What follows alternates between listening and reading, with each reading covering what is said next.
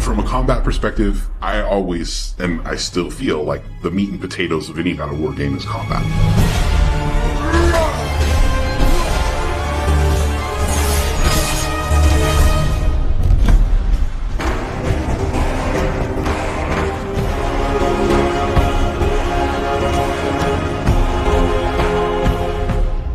My name is Roberto Clemente. All my friends call me Bert.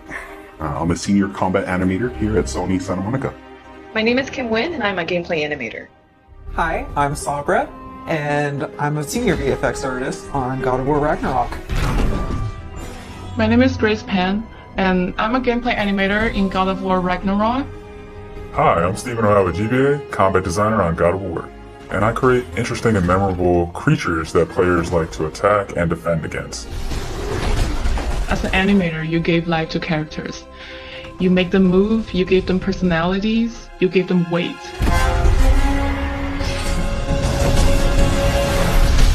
My role as a VFX artist is to put the power behind a move. You are in control of fire and earth and water and wind. Whether you are throwing your axe or on the receiving end of an enemy spell, VFX is what really gives the movement and the danger to every move that a character or enemy makes. I work really closely with the design team and the tech art team on this project specifically. We actually work a lot with camera, along with the guidance of our great camera team, so I find myself doing fight choreography sometimes. One of the most challenging parts about being a combat designer isn't the technical implementation of creating a creature, but it's really navigating that line between frustrating and engaging. We want to make something that makes players lean forward and focus and really try hard against an enemy and feel good about overcoming that, but we don't want to make them feel defeated if they can't figure something out. And then it feels rewarding when you win, not because it was impossible, but because it was fun and engaging. After the last game, we've heard the community cry out for more mini-bosses, bigger creatures, and enemy variety, and this time we really leaned into that. So in God of War Ragnarok, you're going to be traveling to all 9 realms, and each realm is going to have like its own theme of enemies that are very unique to that space. For example, in Alfheim, we're familiar with the Dark Elves, but this time around we're going to be fighting the Light Elves, such as the Light Elf Warrior. One of the key learnings from the last God of War game is we don't have to think about the camera and how close combat is going to feel. We already have that knowledge, so we can build upon the close camera that we have, and we can iterate on enemies, creating more interesting scenarios. In the last game, Atreus was just starting to fight alongside Kratos, and he was learning from the Master Tactician. So in this game, he's trying to prove himself a little bit more, and we built upon those mechanics with him. The previous God of War, Atreus was still a kid, right? So he has a lot of dependency on his father. And for this game, you will see Atreus moving more independently on his own as a companion. In regards to VFX for Kratos, I think what the players really love is the powerfulness of it. When you are playing as Kratos, you really do feel like the God of War. And moving into Ragnarok, we want to really make something bigger, make it stronger, make it more of a spectacle. You want them to be like, oh my gosh, I didn't know that the Blades of Chaos could get even better, but look at that. So as Kratos gets more powerful, he's going to have access to newer combos and newer abilities that will increase the combat depth of each weapon. For the Blades, one of the moves that I've really enjoyed from previous God of Wars is the combat grapple, and we're going to be bringing that with a new twist. I'm very excited for players to try the blade grapple traversal moves. That brings so much more speed into the movement and the dynamic feel to it. One of the ways we've expanded Kratos combat this time around is we've given more utility and choice to the shield loadout. If you are a parry person, you could really go for a shield that gears towards parrying. If you're a big blocker, then you could choose a shield that will really match your playstyle. One new mechanic or element that I'm really excited about is these combo finishers. Building up the stun meter this time around is going to lead to different ways to basically decapitate the enemy. You're going to be able to choose, which weapon you want to have when you kill a guy. Another feature that we've added for Kratos is his new pre-fall attacks. You could jump off a ledge, and if there's an enemy below you, you could slam down on him. There's such an emphasis on verticality in some of these fights that it's super engaging. And as Kratos, now that you have so much mobility and that you can also take advantage of that verticality, I think it just adds such another interesting layer to a fight. In God of War Ragnarok, we've enhanced the Kratos and Atreus duo. He's going to initiate a little bit more, be aggressive. He's going to fight alongside you, and sometimes even surprise you with his combo abilities too. Some of the new expanded companion actions that you'll see Atreus do leverage the fact that he's older now, he's bigger now. And he's different from Kratos, so his magic has a different flavor. Not only that they fight side by side together, there are also a lot of mini games and player interaction moments. For example, like the puzzle systems and the set pieces. You definitely will see a lot more collaborations between father and son.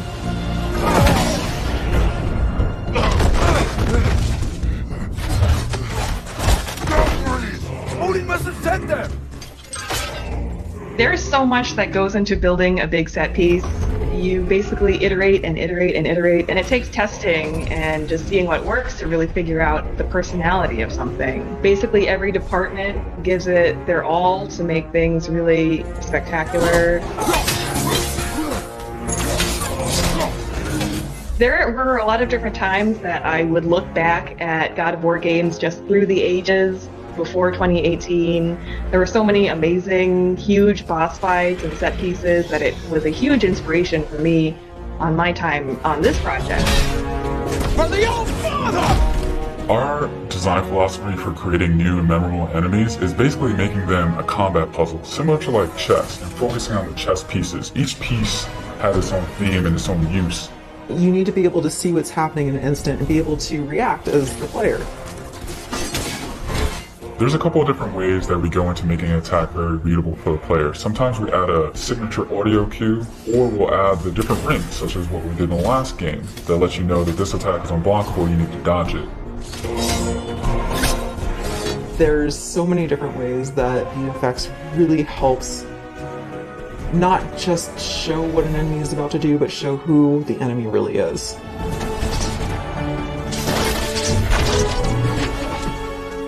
Everything you design has to be surrounding the essence of the character and a story. It's what makes it believable and memorable in the first place. I think what I'm most excited about is for players to experience the diversity of enemies that this game has to offer.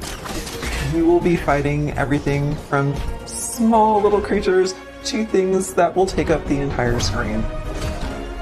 All of their designs run the gamut. I think each one looks so much different from the next one, and each of them have their own play styles, their own little fantasies that go into it. And so I think if you are really into Norse mythology, you'll be very interested to see how Sony Santa Monica has taken some of these creatures and interpreted them for God of War. Everything that goes into the game, there's emotion behind it and intent behind it, and by the time it gets to you, everything that you've seen that you're going to play and experience has been sweated over, bled over, tested, and is fun to play.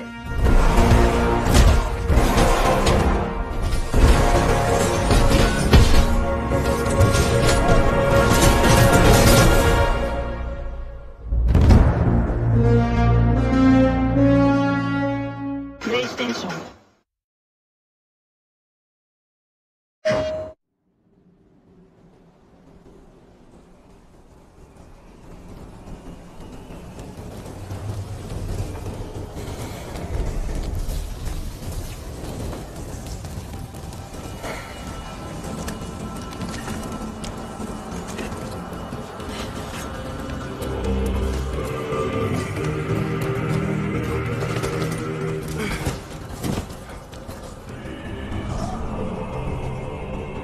Time is running out. The prophecies say Fimbulwinter leads to Ragnarok. War is coming.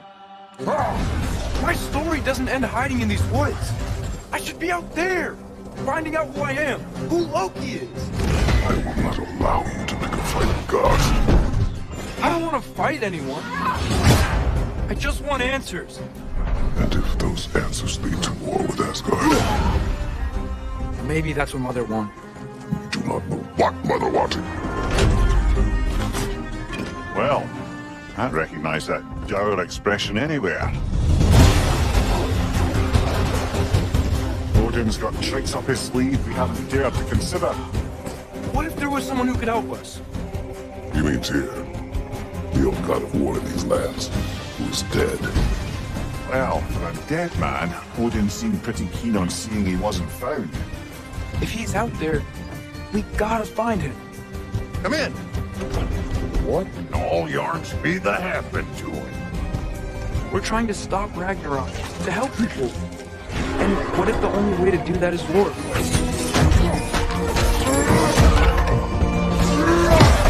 War is not the only way. Stop thinking like a father for a moment and start thinking like a general. No!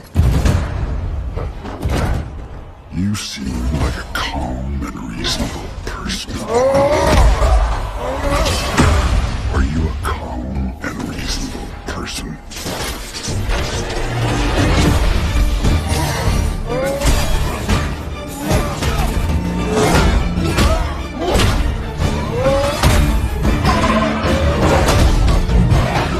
In moments of crisis, panic does nothing. Harness it. Let it serve you.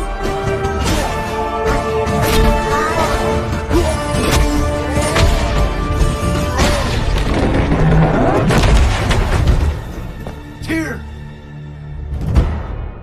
Are you coming with us?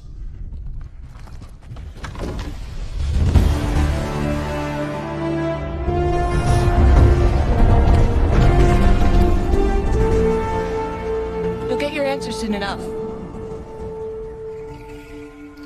Well, some of them.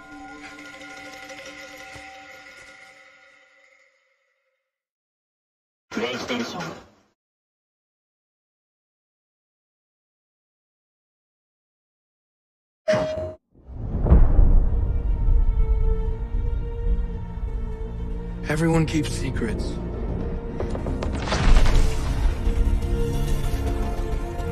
Sometimes it's the only way to protect the ones we love.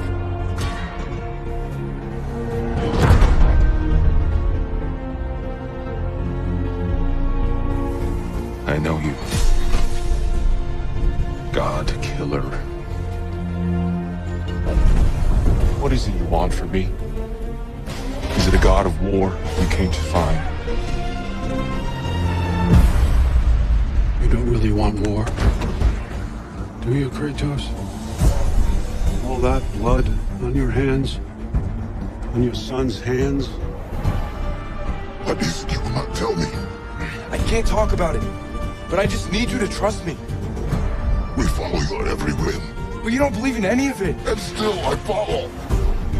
Because all that matters is that you are safe. But that's not all that matters. Who's keeping you safe? I do not need you to protect me. You sure about that? Pretender God! Are they all father? Death can have me when it burns me.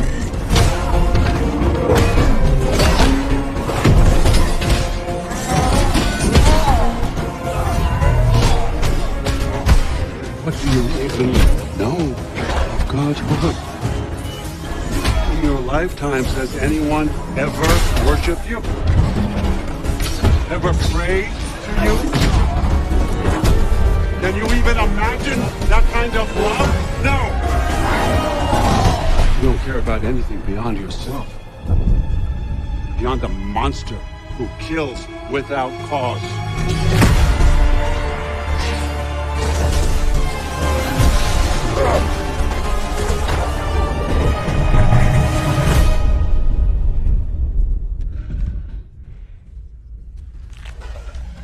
Fate only binds you if you let it.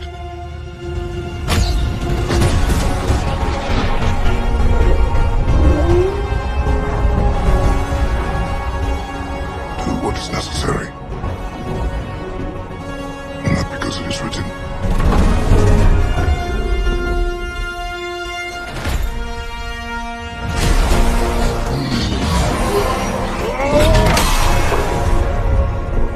We